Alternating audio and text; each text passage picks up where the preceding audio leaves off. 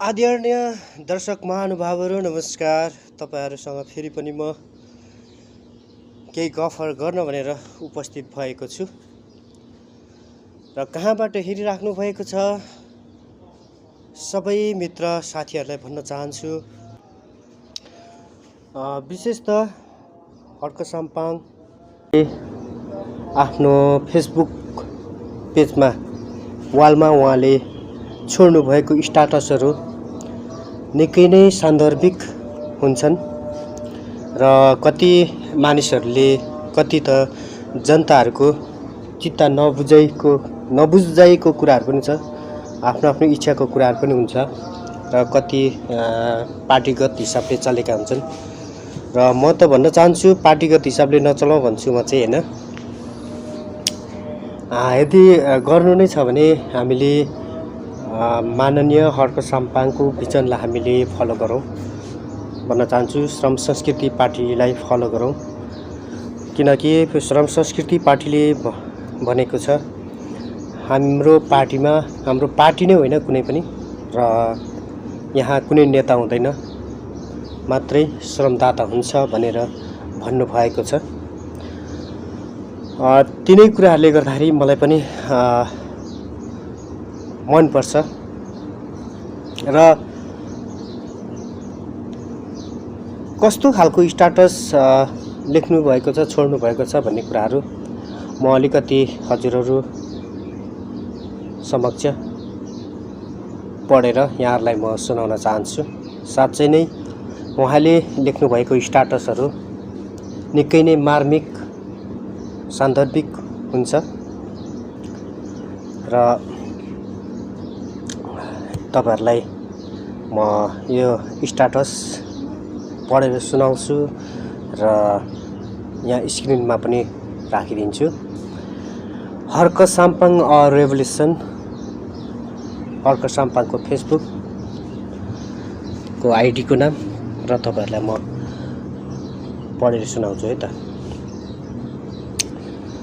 माननीय हर्क साम्पाङ ज्यूले यसरी सुरुमा लेख्नुहुन्छ, म मरेको धेरै भयो, म मरेको धेरै भयो, व्यक्तिगत इच्छा चाहना उद्देश्य र लक्ष्य बिनाको मान्छे म। यो बाँचिरहेको जीवन मेरो जीवन होइन, यो त जनताको दुःख र समस्यालाई समाधान गर्ने प्रयास र संघर्ष मात्र हो भनेर लेख्नु भएको छ। फेरि अर्को पनि त्यसरी नै लेख्नु भएको छ, जनताको आवश्यकता पूरा गर्ने एउटा साधन, एउटा औजार मैले मेरो लागि सोच्न छोडेको दशकौं भइसक्यो। न मलाई पीडा हुन्छ न खुसी, म पत्थर हुँ, निर्जीव ढुङ्गा, माटो हुँ म, मलाई दुख्दैन, दुख्दैन र दुख्न पनि हुँदैन।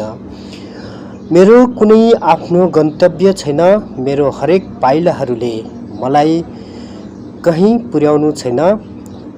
पुर्याउनु छ त यो देशलाई, यो समाजलाई।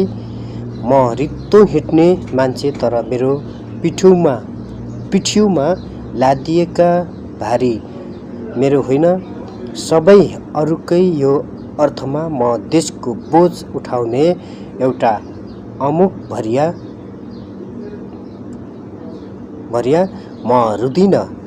मेरा आँखाबाट बग्ने आँसु मेरो आफ्नो होइन, त्यो त यो देशले पोख्न खोजेको पीडाभाव मात्रै। मलाई गरिने हजारौं गाली र अपमानले मेरो चिहानमा एउटा इतिहास लेखियोस्। म कति घृणित र पीडित थिएछु भन्ने यी सब गाली र घृणा मैले यो देशलाई माया गर्दा पाएका अनमोल उपमाहरू हुन्। दिएका यी उपमाहरूलाई मेरो सलाम। आफैलाई त्यागेर देश अँगाल्नेहरूको नियति यस्तै हुन्छ। संसारमा देखेकै बुझेकै कुरा हो।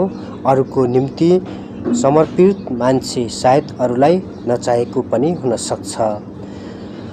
अकालमा मर्ने, भोकै बस्नु पर्ने, काटमार र हत्या हिंसा देखेर भगवान बुद्धले ज्ञान खोज्नुभयो, तर मलाई अवस्था बदल्नु छ, तर म मरेको धेरै भयो, बाँचेको भनेको एउटा सपना अनि सङ्कल्प मात्रै। अर्को जीवन बाँचिरहेको समर्पित यो थोत्रो शरीरको अवसान हुन मात्रै बाँकी हो। यही हुँ म र मेरो भन्नुपर्ने कुरा केही छैन। हो, यही हुँ म, तर म मरेको धेरै भयो। मेरो मुखबाट निस्केको हरेक बोली मेरो आफ्नो लागि होइन। मेरो शरीरबाट पक्ने पसिना मेरो लागि बगेको होइन। मेरो छातीमा धड्केको मुटु त्यो पनि मेरो लागि होइन, यो त्यसकै लागि। यो माटो सापट्टि लिएर उभिएको सानो कदको मेरो थोत्रो शरीर पनि मेरो आफ्नो होइन। हो, म मरेको धेरै भयो। यसरी उहाँले आफ्नो देशप्रतिको उहाँले समर्पित गरेर विचारहरू पोख्नु भएको छ। हर्क दाजु साँच्चै नै महान तपाईँ हुनुहुन्छ। तपाईँ जस्तो देशप्रतिको एउटा माया गर्ने, एउटा देशलाई माया गर्ने व्यक्ति सायदै हजारौँ वर्ष लाग्न सक्छ तपाईँ जस्तो जन्मिन। अब म त भन्न चाहन्छु, अब यो समयमा नै, यो जुनीमा नै हर्क सम्पाङ बन्नुपर्छ। छिट्टै नै हामी छिट्टै नै हर्क सम्पाङ बन्नुपर्छ, अनि मात्रै देशले पनि न्याय पाउनेछ।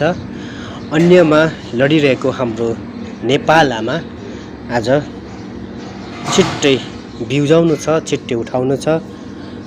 दुनियाँको सामु आँसु झार्नुबाट हामीले रोक्नु पर्दछ, रुवाउनु हुँदैन भन्न चाहन्छु म पनि। आदरणीय दाजुभाइ तथा दिदीबहिनीहरू, फलो गर्नुहोस्, सक्दो सेयर गर्नुहोस् भन्न चाहन्छु यो भिडियोलाई भन्दै बिदा चाहन्छु। हस्त, नमस्कार।